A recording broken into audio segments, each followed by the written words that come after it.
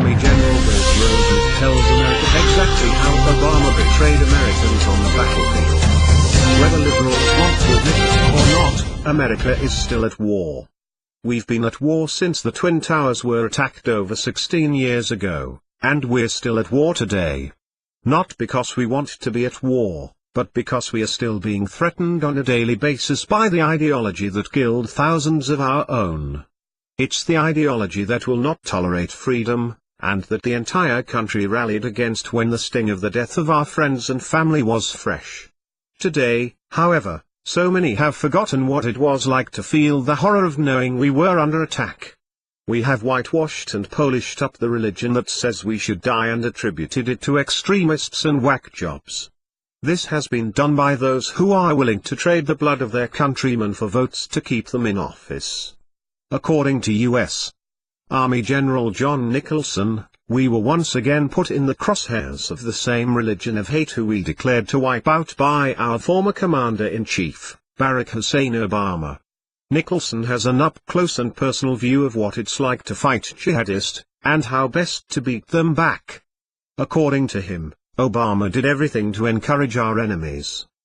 The website Conservative Media reports that the general even gave a speech on exactly where we went wrong, and how President Trump is doing it differently. The military was set up in such way that protocol is always the leading principle to follow. This yardstick that makes the U.S. military so special and well established is applied in every aspect of soldiers' lives, even when it comes to commenting on presidents. Therefore, when it just so happens that someone does remark a certain topic, the country is a little taken aback by it. However, we need to realize just how serious this could be, especially because we have a general speaking up against former President Barack Obama, saying he was always good at giving terrorists a psychological boost. U.S. Army General John Nicholson spoke on the Obama issue Monday, explaining Obama's main goal was to convince jihadists that the U.S.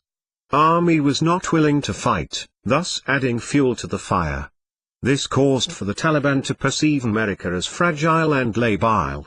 From 2011 to 2016, we telegraphed to the enemy that we were leaving, Nicholson said in the video.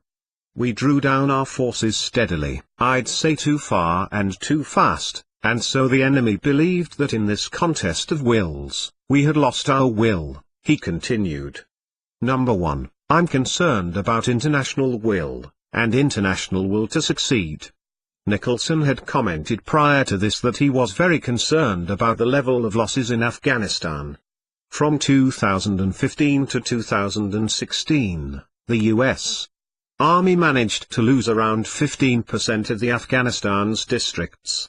If what the general is saying is true, and let's face it, he would know, then everything Obama did while in office that the liberals loved so much probably put our very future in danger. What our country needs now, and has always needed, is a commander for our armed forces that will show strength in the face of danger, not compromise at the first whisper of conflict. However, with Trump on the throne, things are slowly coming back to their own original pace. As Nicholson analyzed that with Trump's guidance, whose focus has always been on what works best for the military, we now have the will to succeed. Ever since Trump took control of the country, the terror has diminished significantly. It took one great man to stand up to wannabe bullies who played house for a long time with Obama in charge. Now, ISIS threats have been cut in half, while tensions in Afghanistan have dropped significantly. This goes to show that if you play your cards right, you'll earn the respect from others, which is not something Obama can say about himself. There was no doubt in the minds of most conservatives that the junior senator turned media darling that is Barack Obama was totally unqualified to command a Boy Scout troop, much less the United States military.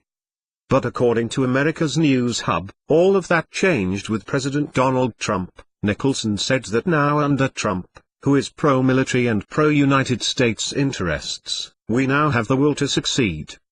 Trump addressed this during his Thanksgiving message to the troops that included a call to members of the 82nd Airborne in Kandahar, Afghanistan, noting that they weren't letting you win before and now we are letting you win. The way to win a war with the bully is to never show any fear and to play to win. Obama pretending that the bloodthirsty Islamists were just going to settle their disputes with the infidels over a cup of tea was futile at best, and possibly traitorous at worst. Allowing the military to be unhobbled is the only way to win a war that we did not start, but that we will finish.